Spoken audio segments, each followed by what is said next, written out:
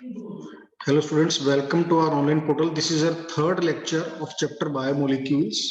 Carbohydrates का जो part हम पढ़ रहे थे, मोनोसेक्राइड्स, डाइसेक्राइड्स और पॉलीसेक्राइड्स, उसी को हम आगे फर्दर कंटिन्यू करेंगे।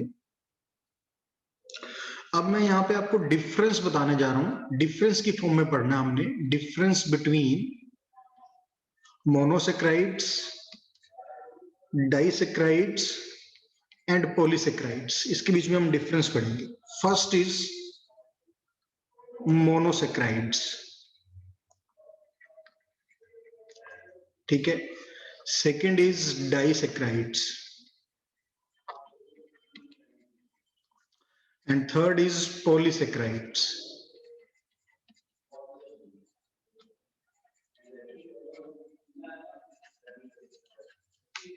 मोनोसेक्राइड्स के अंदर हम क्या बोल सकते हैं? These are simplest carbohydrates, these are simplest carbohydrates, ठीक है। और एंड क्या लिख सकते हैं साथ में हम? And they are non hydrolysable, they are non hydrolysable.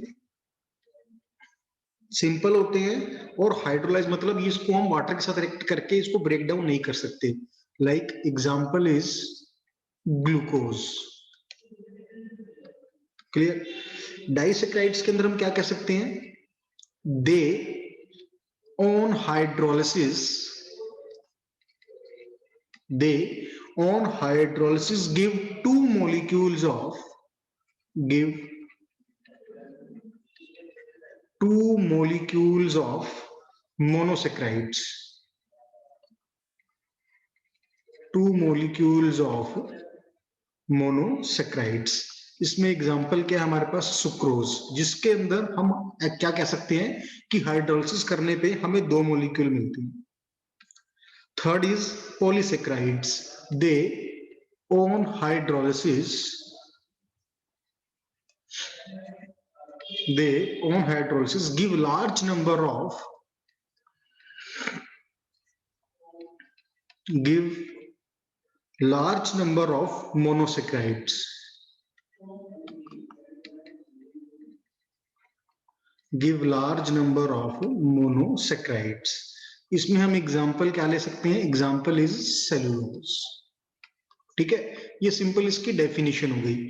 और पॉइंट्स अगर डिफरेंस में लिखना चाहते हैं, जो मोनोसेक्राइड्स होते हैं बेटा, they are generally soluble in water, ये वाटर के अंदर सोल्यूबल होते हैं। जबकि डाइसेक्राइड्स जो होते हैं, they are comparatively less soluble in water, they are comparatively less soluble in water, and polysaccharides are insoluble, ये बिल्कुल ही soluble नहीं होते, they are insoluble in water। Clear? Third point अब इसके अंदर क्या ऐड कर सकते हैं?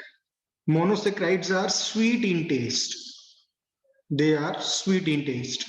जबकि डाइसेक्राइड्स जो है ये भी स्वीट होते हैं, they are also sweet in taste, ठीक है। और जो पॉलीसेक्राइड्स हैं, they are not sweet in taste, ये मीठे नहीं होते। क्लियर? तो ये आपने इसके अंदर ये पॉइंट्स इसके अंदर आप याद रख सकते हो। Next is no glycosidic linkage, इसके अंदर किसी तरह की ग्लाइकोसाइडिक लिंकेज नहीं होती। एक हम अभी लिंकेज डिटेल के अंदर पढ़ेंगे, ग्लाइकोसाइडिक लिंकेज। जब दो आपके पास ग्लूकोज के मॉलिक्यूल्स जुड़ते हैं ना, तो उसके अंदर बीच में जो लिंकेज होती है उसे हम ग्लाइकोसाइडिक लिंकेज बोल देते हैं। मोनोसेक्राइड्स के अंदर मॉलिक्यूल ही एक होता है, तो फिर लिंकेज कैसे प्रेजेंट होगी? यहाँ पे दो मॉलिक्यूल्स होते हैं डाइसेक्राइड्स के अंदर, तो हम बोल सकते हैं they have one glycosidic linkage, they have one glycosidic linkage, ठीक है। अब यहाँ क्योंकि नंबर ऑफ मॉलिक्यूल्स हैं, तो इसके अंदर हम क्या बोल सकते हो? They have many glycosidic linkage, they have many glycosidic linkage, ठीक है। तो ये डिफरेंस के अंदर कुछ पॉइंट्स हैं जो आपने याद रखने हैं। अगर आप एग्जांपल को भी एक पॉइंट यहाँ पे मान लेते हो, तो हमारे पास इसके अंदर 5 पॉइंट्स हो गए, that is more than sufficient. Clear? Difference between mono poly and disaccharides. ठीक है, इसके बाद बच्चे हम इसके अंदर आ जाते हैं। नेक्स्ट हमारे पास इसमें आ जाएगा invert sugar. Next is invert sugar. Invert जो नाम है बच्चे, ये इन्वर्जन के बेसिस पे दिया गया inversion.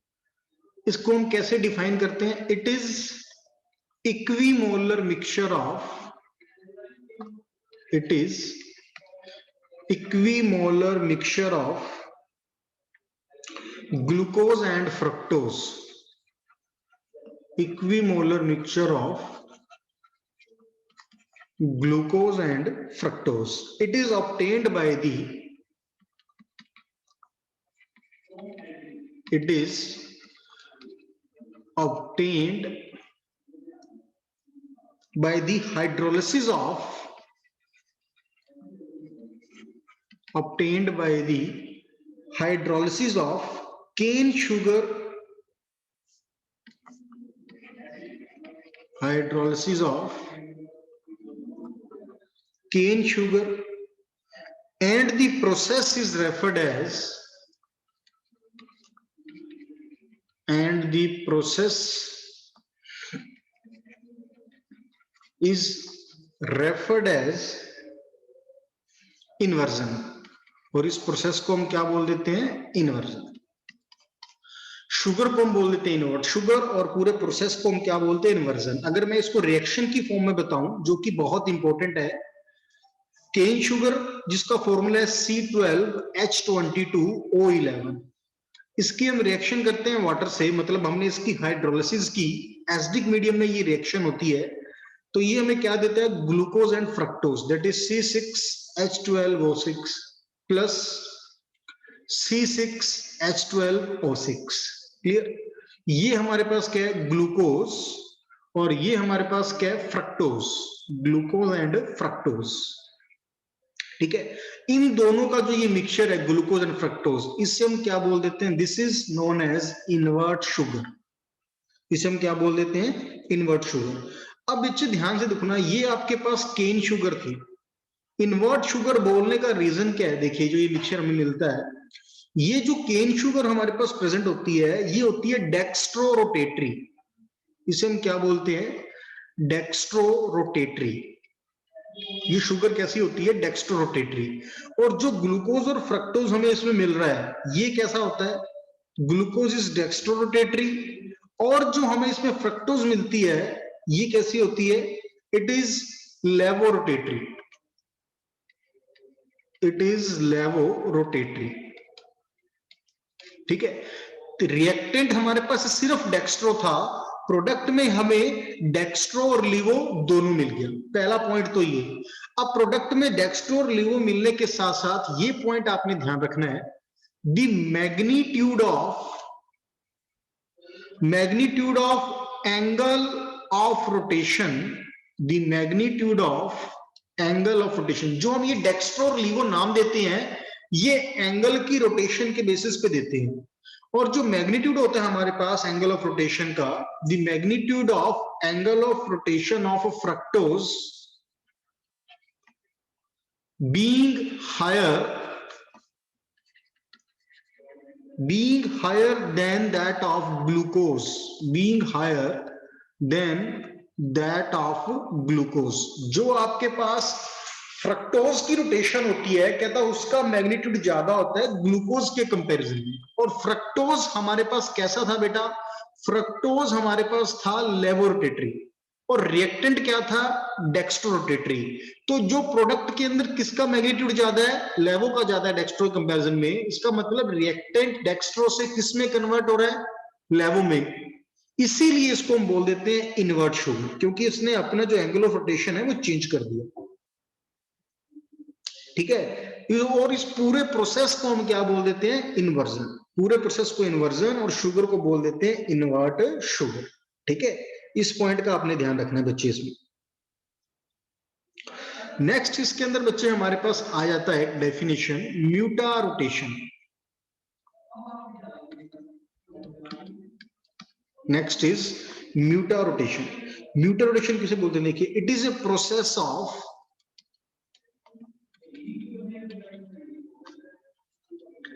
It is a process of change in the specific rotation. Process of change in the specific rotation of angle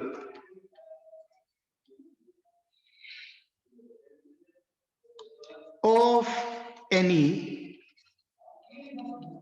optically active substance, of any optically active substance in aqueous solution. In aqueous solution after some time,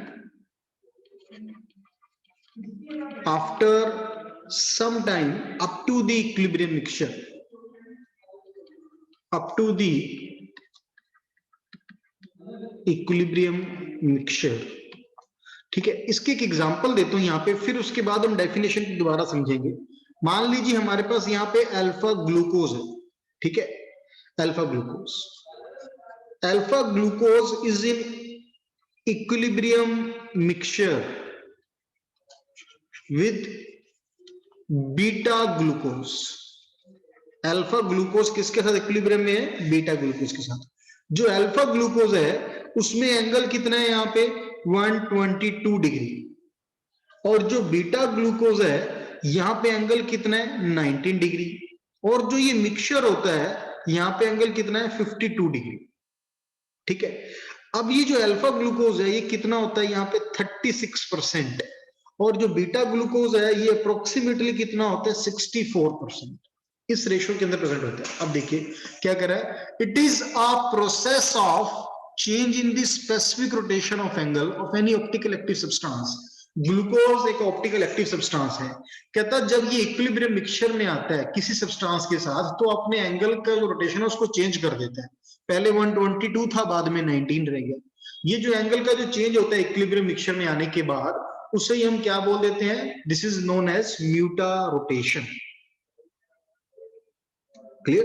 तो आपने ये ध्यान रखना है, जितने भी हमारे पास बच्चे रिड्यूसिंग कार्बोहाइड्रेट्स होते हैं ना, ऑल दी रिड्यूसिंग कार्बोहाइड्रेट्स मैंने आपको लास्ट लेक्चर में बताया था, all the reducing carbohydrates undergo म्यूटा rotation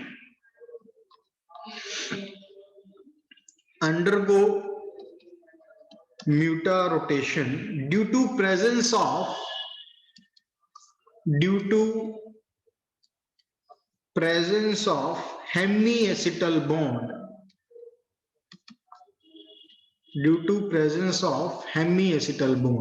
hemiacetal bond present होने की वजह से जिन भी कंपाउंड्स के अंदर हेमिएसिटल बॉन्ड होता है वो म्यूटा रोटेशन शो करते ही करते हैं। ठीक है, ये पॉइंट इसके अंदर आप याद रख सकते हो। नेक्स्ट बेटा अब इसके अंदर हम लेते हैं ग्लाइकोसाइडिक लिंकेज। अगर आपको ध्यान हो, मैंने जब आपको डिफरेंस बताया था उसमें एक पॉइंट हमने लिखा था ग्लाइकोसाइडिक लिंकेज। अब ये लिंकेज क्या होती है, इसको आप कैसे शो कर सकते हो, कौन से कंपाउंड इसको शो करेंगे वो हम इसमें पढ़ते हैं। देखिए डिफाइन कैसे हम करते हैं इसको। द इथरल बॉन्ड, इथरल से यहाँ मतलब क्या है? ईथर जो फंक्शन ग्रुप होता है उसकी हेल्प से द इथरल बॉन्ड, इसको मैं शो भी कर देता हूं, इस तरीके से हम इसको शो करते हैं। Ethereal bond through which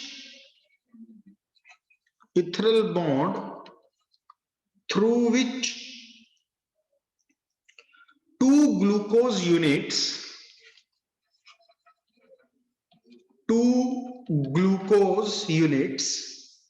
are linked together,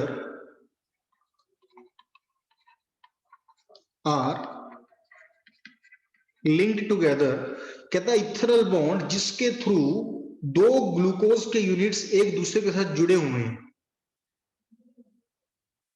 into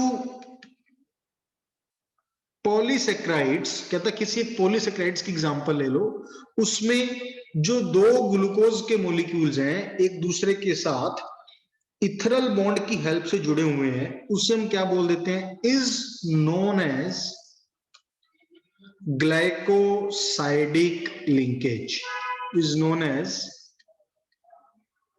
glycosidic linkage. Clear? अब यहां पे मैं इसको शो करता हूं। ये मान लीजिए हमारे पास एक साइक्लिक स्ट्रक्चर है, हम यहाँ साइक्लिक स्ट्रक्चर बनाते हैं ग्लूकोज का।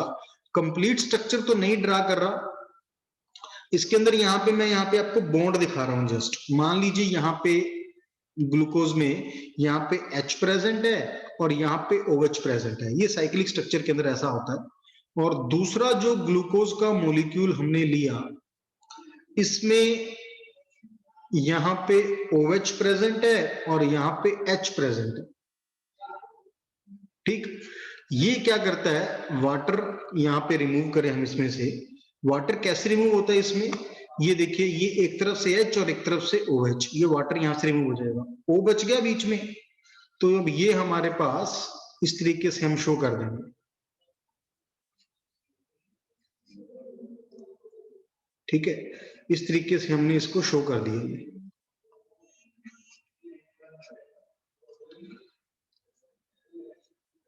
ये दूसरा मॉलिक्यूल यहाँ पे O प्रेजेंट होता है। ये अब देखिए जो बीच में लिंकेज आ रही है, जो मैं यहाँ पे रेड से मार्क कर रहा हूं, ये जो बीच में लिंकेज है, ये O के साथ लिंक्ड होगी दोनों मॉलिक्यूल। इसी को हम क्या बोल देते हैं, ग्लाइकोसाइडिक लिंकेज बोल देते हैं। ठीक है, हम ऐसा भी बोल सकते हैं कि ये एक ग्लूकोज का मॉलिक्यूल था, ये भी एक ग्लूकोज का मॉलिक्यूल था, आपने उसकी कंडेंसेशन कर दी। कंडेंसेशन से मतलब क्या है कि आपने उसमें से वाटर को बाहर निकाल दिया, और वाटर को जब बाहर निकालेंगे तो ये आपके पास ग्लाइकोसाइडिक लिंकेज से एक दूसरे के साथ स्ट्रक्चर जो है जुड़ जाएंगे। क्लियर?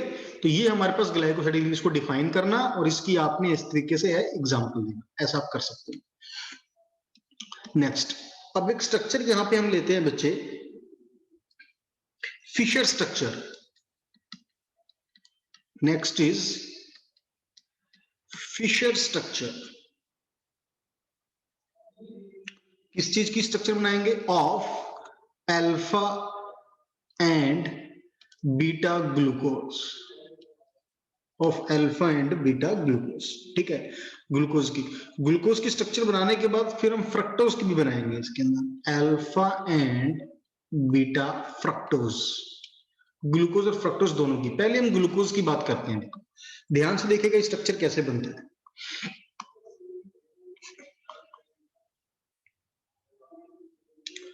2 3 4 5, 5 आपने इस तरीके से लाइन शो करनी है। ठीक है, और एक लाइन हमने इस तरीके से शो करनी है। इसके बाद ये आपने जो फर्स्ट वन है, इसको आपने जोड़ देना है, यहाँ पे बीच में O दिखाना है, O के साथ लिंकेज, और इसको आपने यहाँ पे जोड़ देना है, किसके साथ, फिफ्थ के साथ, इस तरीके से। बाकी मैं ये यहाँ पे रब कर रहा हूं, इसको हमने फिफ्थ के साथ इस तरीके से जोड़ दिया। या मैं मेंशन कर देता हूं 1 2 3 4 5, फर्स्ट और फिफ्थ कार्बन को जोड़ दिया O लिंकेज की हेल्प से। यहाँ पे हमने शो करना है H, यहाँ पे भी हमने शो करना है H, इधर आपके पास आ जाएगा थर्ड पोजीशन पे OH, फोर्थ पे भी H और फिफ्थ पे H। ठीक है, और ये जो सिक्स्थ पोजीशन है, यहाँ ये चेन से बाहर है और यहाँ प्रेजेंट है CH2OH। ये जो आपके पास स्ट्रक्चर होता है बेटे, इसको आपने याद रखना है स्ट्रक्चर को। This is alpha D glucose. क्या बोलते हैं इसे हम, अल्फा डी ग्लूकोज। ठीक है, बीटा स्ट्रक्चर बनाता हूं बेटा, उसमें देखना क्या होगा, 1 2 3 4 5 इस तरीके से बनाया हमने। ये 5 हमने इस तरीके से बनाया। उसके बाद बीच में एक स्ट्रेट लाइन दिखाई है ऐसे। ये जो मैं बनाने का तरीका बता रहा हूँ, ये भी बहुत अच्छा है, इससे आप बहुत आसानी से याद रख सकते हो स्ट्रक्चर को। फिर वही फर्स्ट और फिफ्थ को O की हेल्प से जोड़ दीजिए। फर्स्ट और फिफ्थ को हमने O की हेल्प से जोड़ दिया। नंबरिंग देता हूं, 1 2 3 4 5। सिक्स्थ जो है, इसे हम क्या बोलेंगे, CH2OH। ठीक है, ये तो बिल्कुल सेम हो गए, यहां तक तो कोई भी डिफरेंस नहीं है। अब डिफरेंस देखिएगा कहां आता है, ये H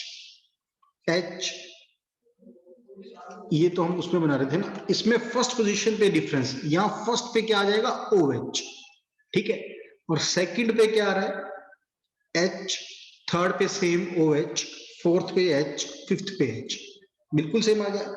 अब एक चीज देखिए, अल्फा के अंदर यहाँ पे मैंने ये छोड़ दिया, यहाँ पे बॉन्ड के साथ दिखाया नहीं, अगर लेफ्ट साइड पे H है तो राइट साइड पे OH, लेफ्ट साइड पे H है तो राइट साइड पे OH, लेफ्ट साइड पे OH है तो राइट साइड पे H, यहाँ पे H है तो यहाँ पे OH, इस तरीके से। इसके अंदर भी ऐसा कर दीजिए, फर्स्ट यहाँ पे OH इस तरफ आ गया, H इधर आ जाएगा, एक तरफ लेफ्ट पे H आ गया, राइट पे OH आ जाएगा, थर्ड में लेफ्ट पे OH आ गया, राइट में H आ जाएगा, फोर्थ में लेफ्ट पे H आ गया, राइट में OH आ जाएगा, ठीक है, ये बन गया।